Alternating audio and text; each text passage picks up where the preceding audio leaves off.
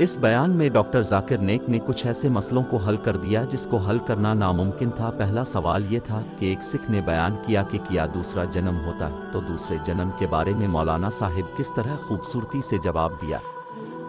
और दूसरा सवाल ये कि एक हिंदू ने किया तो मौलाना साहिब इसको भी बड़े अच्छी लहजे में समझाया और वो हिंदू मुसलमान हो गया। ये वीडियो का आगाज़ करते हैं।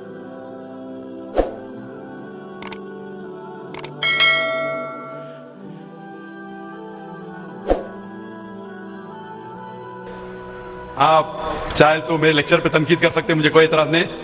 आपको अगर कुरान मजीद में कोई गलती लगती है तो कुरान मजीद के बारे में सवाल पूछ सकते हैं। आपको लगता है इस्लाम की कोई तालीम है जो आपको लगता है कि सही नहीं है, आपका ये मौका है। आप इस्लाम के बारे में कोई भी सवाल पूछ सकते हैं, ईसाईयत के बारे में, हिंदुइज्म के बारे में, यहूदियत के बारे में। मैं तालिब इल्म हूँ इस्लाम और दीगर मज़ाहिब का, मैं स्टूडेंट हूँ इस्लाम और कंपैरेटिव रिलीजन का। यह आपका सुनहरा मौका है। आमतौर पर मजहबी तकरीर के बाद सवाल जवाब का खुला सेशन नहीं होता।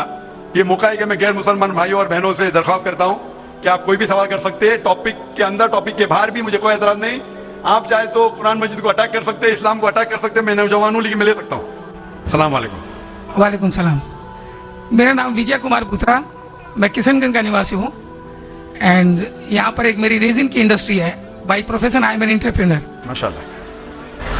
ऐसा है, आपके विषय में मैंने आपकी तकरीरें काफी टीवी पर भी देखी है, पीस टीवी पर कलकत्ते में, और हमने ऐसा पाया कि आप इस्लाम के अलावा हिंदू शास्त्रों में भी आपकी बहुत बड़ी आस्था और बहुत बड़ी रुचि रखते हैं। मेरे में ये जानने की उत्सुकता है कि आपकी ये उत्सुकता हिंदू शास्त्र के प्रति कब आई और क्यों आई, इसके विषय में मुझे आपसे थोड़ा भाई साहब का सवाल है कि उन्होंने मुझे टीवी पे कलकत्ता में कई बार देखा है और ये जाना है कि इस्लाम के अलावा मैं दीगर मज़ाहिब के बारे में बात करता हूँ और हिंदू धार्मिक किताबों के बारे में भी मैं इल्म रखता हूँ। तो ये पूछना चाहते ये ख्वाहिश कब आई और कैसे आई। मैं जब मेरा मेडिकल कॉलेज में था तो मैं मुतासिर हुआ एक शख्स जिनका नाम था शेख अहमद दीदार। वो साउथ अफ्रीका के थे और वो इस्लाम और ईसाई मजहब पे महारत रखते थे। जब उनकी तकरीर सुना तो मैं उनसे मुतासिर हुआ और मैंने कुरान और बाइबल का अल्हम्दुलिल्लाह इल्म हासिल किया। तो सबसे पहले मैंने इल्म हासिल किया बाइबल के बारे में, इस्लाम और ईसाईयत के बारे में। और जब मैं उनसे मिला उन्होंने कहा कि इस्लाम और ईसाईयत पे कई लोग तकरीर कर चुके और कई किताबें लिख चुके, लेकिन हिंदू मजहब और इस्लाम के बारे में वो चंद किताबें हैं। उन्होंने दरखास्त की कि बेटा ईसाईयत के अलावा दिगर मज़ाहिब के बारे में मुताला कीजिए और उनको भी पैगाम पहुंचाइए। और जब कुरान मजीद की मैंने आयत पढ़ी, कुरान मजीद में अल्लाह ताला ईश्वर कहते हैं सूरह अल इमरान में सूरह नंबर 3 आयत नंबर 64 में, तालौ इला कलिमतिन सवाइन बैना बैनकुम, आओ हम उस बात की तरफ जो आप और हम में यकसा है। सबसे पहली बात क्या है? अल्लाह नाबुदा इल्लल्लाह, कि हम सिर्फ एक ईश्वर की इबादत करें। वला नुश्रिका भी शैअ, कि हम आपस में किसी को शरीक न करें। वला यत्तखिज़ बादुना बादन अरबाबन मिनल्लाह, कि हम आपस में किसी को रब न कहे। फइन तवल्लो, अगर वो ना माने, फकुलु शहदू बिअन्ना मुस्लिमून, आप शहादत दो कि आप मुस्लिम है। तो जब मैंने कुरान मजीद की आयत पढ़ी जिसमें लिखा है कि जब भी आप गैरों से बात करते हैं तो उस बात की तरफ आओ जो उनमें और हम में यकसा है। और मजहबी किताब में यकसानियत भी है, डिफरेंसेस भी है। तो मैं कहता हूं कि कम से कम यकसानियत के ऊपर तो अमल करें, जो डिफरेंसेस है वो कल डिस्कस करेंगे। डिफरेंसेस तो है, मैं ये नहीं कहता डिफरेंसेस नहीं है, लेकिन जो यकसानियत है, जो आपकी किताब, धार्मिक किताब और हमारी किताब में यकसा है, तो कम से कम उसके ऊपर तो अमल करें। तो ये सोच लेके शेख दीदार से मुतासिर होके और कुरान मजीद की आयत सूरह नंबर 3 आयत नंबर 64, जब मैं मेडिकल कॉलेज में था मैंने शुरू किया ये मेरा मिशन।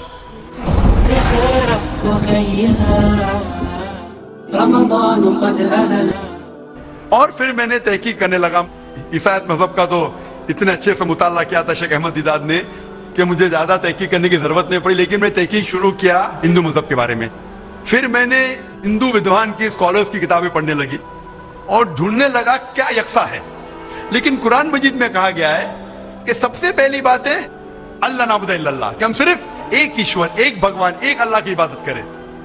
तो जब कुरान मजीद में लिखा है कि यकसानियत में सबसे अहम है कि एक खुदा, तो मैं ढूंढने लगा कि हिंदू मजहब की किताब में खुदा के बारे में क्या लिखा है। जब पढ़ने लगा तो मुख्तलिफ किताबें थे, मुख्तलिफ स्कॉलर्स थे। मुख्तलिफ स्कॉलर्स को पढ़ने के बाद पता चला कि एक होता है कि मजहब को जानना किताबों के जरिए और एक मजहब के मानने वालों के जरिए। कभी भी मजहब को जानने के लिए मजहब के मानने वालों को मत देखो। हो सकता है वो मानने वाले खुद नहीं जानते कि उनका मजहब क्या कहता है। तो मजहब को जानने के लिए सबसे बेहतरीन तरीका है कि मजहब की किताबों का मुताला करें। तो मैंने हिंदू मजहब की किताबों का मुताला करना शुरू किया, वेद का, उपनिषद का, भगवद गीता का, रामायण का, महाभारत का। जब मुताला करने लगा तो आमतौर पर जब हम पूछते हैं हिंदू से, सबसे पहली बात कि मेरी फिल्म माने। आम हिंदू से पूछते हैं कि कितने भगवान में आप मानते हैं, तो कुछ हिंदू कहेंगे 3, कुछ कहेंगे 100, कुछ कहेंगे 1000, कुछ कहेंगे 33 करोड़। लेकिन अगर आप एक विद्वान हिंदू से पूछेंगे जो अपने हिंदू मजहब का मुताला कर चुका है, मजहबी किताबों का मुताला कर चुका है, वेद पढ़ चुका है, तो वो कहेगा कि हिंदुओं को सिर्फ एक खुदा में मानना चाहिए। लेकिन आम हिंदू मानता है फिलॉसफी जिसे कहते हैं पैंथियज्म। आम हिंदू कहता है कि सब कुछ खुदा है, पेड़ खुदा है, चांद खुदा है, सूरज खुदा है, इंसान खुदा है, सांप खुदा है। हम मुसलमान कहते हैं सब कुछ खुदा का है, पेड़ खुदा का है, चांद खुदा का है, सूरज खुदा का है, इंसान खुदा का है, सांप खुदा का है। तो ये अहम फर्क है आम हिंदू और आम मुसलमान में। आम हिंदू कहता है सब कुछ खुदा है, हम मुसलमान कहते हैं सब कुछ खुदा का है। तो ये फर्क है सिर्फ का। अगर ये का के फर्क को मिटा ले तो हम हिंदू और मुसलमान एक हो जाएंगे। कैसा करना चाहिए? ताला विला कलिमतिन सवाइन बैना बैनकुम, आओ उस बात की तरफ जो आप और हम में यकसा है। तो जब मैं हिंदू मजहब की किताबों का मुताला करने लगा तो एक अहम किताब का नाम है उपनिषद। उपनिषद में लिखा है, Chandogya Upanishad, chapter number 6, section number 2, श्लोका नंबर 1 में, एकम एविदित्यम, खुदा एक है दूसरा नहीं है। जब हम पढ़ेंगे श्वेताश्वेतर उपनिषद चैप्टर नंबर 6 श्लोका नंबर 9 में, नाचस्य कसिज जनिता न चदीपा, ये संस्कृत कोटेशन है जिसके मानी है उस खुदा, उस ईश्वर का कोई रब नहीं, उस ईश्वर के कोई वालिदैन नहीं, उसके ऊपर कोई नहीं है, उसकी वालदा नहीं, उसके वालिद नहीं है। लिखा है श्वेताश्वेतर उपनिषद में चैप्टर नंबर 4 श्लोका नंबर 19 में, न तस्य प्रतिमा अस्ति, उस ईश्वर की कोई प्रतिमा नहीं। प्रतिमा संस्कृत में होता है अक्स, photograph, painting, picture, idol, statue, sculpture. न तस्य प्रतिमा अस्ति, उस ईश्वर की कोई प्रतिमा नहीं, कोई अक्स नहीं, कोई पिक्चर नहीं, कोई फोटोग्राफ नहीं, कोई पेंटिंग नहीं, कोई आइडल नहीं, कोई स्कल्पचर नहीं, कोई स्टैच्यू नहीं। और ये आप आगे पढ़ेंगे, ये वही चीज लिखा हुआ है यजुर्वेद में। वेद हिंदू मजहब की सबसे ऊंची किताब है। यजुर्वेद में लिखा है चैप्टर नंबर 32 श्लोका नंबर 3 में, न तस्य प्रतिमा अस्ति, उस ईश्वर की कोई प्रतिमा नहीं, कोई अक्स नहीं, कोई फोटोग्राफ नहीं, कोई पेंटिंग नहीं, कोई पिक्चर नहीं, कोई स्टैच्यू नहीं, कोई आइडल नहीं, कोई स्कल्पचर नहीं। तो जब हम हिंदू मजहब की किताबों का मुताला करते पता चलता है हिंदू मजहबी किताब में भी लिखा है खुदा एक है, उस खुदा का कोई अक्स नहीं। और ब्रह्म सूत्र जो हिंदुइज्म का है वो एकम ब्राह्मम द्योत्या नास्ते नैना नास्ते किंचन, भगवान एक ही है, दूसरा नहीं है, नहीं है, नहीं है, जरा भी नहीं है। There is only one God, not a second one, not at all, not at all, not in the least bit. तो इस जरिए से मेरा मुताला शुरू हुआ। सबसे पहले तहकीक करने लगा मैं कि हिंदू मजहब की किताब में ईश्वर का क्या जिक्र है, भगवान का क्या जिक्र है। और पता चला जिस तरीके से कुरान मजीद में लिखा है खुदा एक है, वही लिखा है हिंदू मजहबी किताब में। जिस तरीके कुरान में लिखा है उसका कोई अक्स नहीं, वही लिखा है हिंदू मजहब में। जिस तरीके से कुरान मजीद में लिखा है ना वो किसी से जना है ना किसी को जनता है, वही चीज लिखी हिंदू मजहबी किताब में। तो मैंने कहा जो यकसा है तो इसके ऊपर अमल क्यों ना करे। तो इस तरीके से मेरी तहकीक शुरू हुई और आस्ते आस्ते तहकीक के बाद पता चला कि हिंदू मजहब में भी लिखा हुआ है कि अवतार आने वाले हैं। अवतार लोग समझते हैं कि भगवान एक इंसान का रूप लेता है, ये एक मानी है, लेकिन सही मानी है संस्कृत में मतलब भगवान खुद नहीं, भगवान किसी को भेजता है। तो अवतार के सही मानी है जैसे हम कहते हैं पैगंबर। तो भगवान ने, ईश्वर ने कई पैगंबर भेजे और आखिरी पैगंबर का जिक्र हिंदू मजहबी किताब में है, कई किताबों में, वेद में है, उपनिषद में है। कई मिसाल दूंगा, एक कल्कि पुराना में लिखा है कि आखिरी जो अवतार आने वाले आखिरी पैगंबर वो कल के अवतार है, उनके वालिद का नाम है विष्णु यास। विष्णु मतलब खुदा, यास मतलब नौकर, खुदा का नौकर। अरबी में करेंगे तो हो जाता है अब्दुल्ला, जो नाम था मोहम्मद सल्लल्लाहु अलैहि वसल्लम के वालिद का। उसके वालिदा का नाम है सुमति, मतलब शांति, अमन। अरबी में हो जाता है आमिना, जो मोहम्मद सल्लल्लाहु अलैहि वसल्लम के वालिदा का नाम था।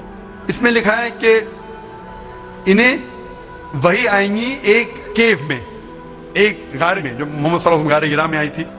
उन्हें वही आएंगी रात के वक्त। वो बाद में जाएंगे नॉर्थवर्ड और फिर वापस आएंगे। मोहम्मद सल्लल्लाहु अलैहि वसल्लम ने हिजरत की थी, मदीना की तरफ वापस आए। उनके 4 करीब दोस्त होंगे, इसमें 4 खुलफा राशिदीन है। इस तरीके से डिटेल में लिखा गया है आखिरी पैगंबर, जो आखिरी अवतार जो आने वाले मोहम्मद सल्लल्लाहु अलैहि वसल्लम। तो मैं कहता हूं हिंदुओं से कि आप अपनी हिंदू किताब का मुताला कीजिए और हम हिंदू और मुसलमान एक हो जाएंगे। तो इस तरीके से मेरी तहकीक शुरू हुई और मैं दुनिया भर में कोशिश करता हूं अमन का पैगाम लोगों तक पहुंचाए। जब मौलाना ने इसके मसले का जवाब दिया तो हिंदू बंदे का क्या रिएक्शन था ये जानते हैं। और अगर आपके इस तरह के मसलों का हल चाहते हैं तो हमारे चैनल को सब्सक्राइब करें, इस वीडियो को लाइक करें। या भाई साहब, आपने जो उपनिषदों का वर्णन किया उसके साथ में एक लाइन और जोड़ता हूँ, जहाँ पर यही लिखा हुआ है कि ईश्वर एक ही है। वो हमारी श्रीमद् भगवद गीता है, जिसे हम श्रीमद् भगवान की वाणी या ईश्वर की वाणी कहते हैं। उसके चैप्टर नंबर 18 श्लोक नंबर 66 में है, अनन्या सर्व धर्मान परित्यज्य मामे क्रम शरणम प्रजा अहम त्वाम सर्व पापेभ्यो मोक्षयिष्यामि मा शुचा। उसमें भी एक ही ईश्वर की ओर इंगित किया गया। तो आप जो कह रहे हैं एकदम सही और एकदम यथार्थ है कि हमारे हिंदू में एक ही ईश्वर की है, बाकी रूप हमने अनेक मान लिया है। ये एक आस्था का विषय हो जाता है, साकार रूप निराकार रूप वो अलग है, लेकिन ईश्वर तो हमारे यहाँ भी आपने एकदम ठीक फरमाया है। गीता भी हमारी यही कहती है। धन्यवाद दादा, बहुत बहुत जज़ाकल्लाह शुक्र। दूसरा सवाल यह है कि एक सिख ने बयान किया कि क्या दूसरा जन्म होता है, तो मौलाना ने किस तरह खूबसूरती से जवाब दिया, ये देखते हैं। सिख धर्म में ये माना जाता है कि किसी व्यक्ति की मृत्यु हुई है, वो कहीं ना कहीं फिर जन्म लेगा। क्या इस्लाम इसको मानती है? नहीं, कहीं ना कहीं नहीं, सिर्फ एक जगह लेंगे, आखिरी नेक्स्ट जिंदगी। और यही सही मानों में वेद में लिखा है, पुनर्जन्म नेक्स्ट जिंदगी। कहीं ना कहीं यहाँ पैदा हुआ है, अमेरिका में करेंगे, बिल्कुल किधर भी वेद में नहीं लिखा है। वेद में कहीं नहीं लिखा है, ये पंडितों ने अपनी तरफ से पेश किया है। पुनर्जन्म जो कुरान में है और वेद में है, उसके मानी नेक्स्ट लाइफ, ये हम मानते हैं। लेकिन कहीं ना कहीं यहाँ लेगा नहीं, एक ही जगह आखिरत में। और क्योंकि साइंटिफिकली ये लोग जो कहते संस्कारा, कि आप अच्छे काम करेंगे तो आप स्वर्ग में जाएंगे, अच्छे काम करेंगे तो अगले जन्म में आप इंसान बनेंगे, बराबर के नहीं? स्वर्ग में जाएंगे तो स्वर्ग में जाएंगे तो आने की जरूरत क्या? फिर स्वर्ग में रहना अच्छा ना, धरती पे क्यों आएंगे? फिर कुछ मतलब में स्वर्ग में जाके फिर वापस आते। अगर स्वर्ग में जाके इनाम मिल गया तो यहाँ वापस क्या आते? अगर नर्क में गए तो वापस यहाँ जिंदगी में आके फायदा क्या? अगर आपको सजा मिल गई तो यहाँ फिर आप आके क्यों कुत्ता बिल्ली बनते? अगर आप देखेंगे आज दुनिया में क्राइम बढ़ रहा है क्या घट रहा है? बढ़ रहा है। बढ़ रहा है, मानते ना? मैं भी मानता हूँ। ये जो फिलोसफी संस्कारा की, अगर बुरे काम करेगा इंसान तो अगले इसमें वो बनेगा लेस, अच्छे काम करेगा तो बनेगा इंसान। क्राइम जब बढ़ रही है, इंसान की तादाद बढ़ रही है क्या घट रही है? मेरे समझ से तो घटनी चाहिए, लेकिन नहीं घट रही है। उसका मतलब लॉजिक गलत है ना आपकी? जी हाँ। बराबर, तो ये लॉजिक है ना, आप मान गए तो कबूल करो। अभी तो पुनर्जन्म है वेद में, सिखिज्म में, इस्लाम में यकसा है। क्या अगली बार जिएंगे, एक बार मरेंगे, अगली बार आपका हिसाब किताब होगा, डे ऑफ जजमेंट। और फिर आप हिसाब किताब के हिसाब से जैसे आपने अमाल किए, जैसे आपने कर्म किए इस दुनिया में, उस तरीके से आप स्वर्ग या नरक में जाएंगे। Hope the answer the question.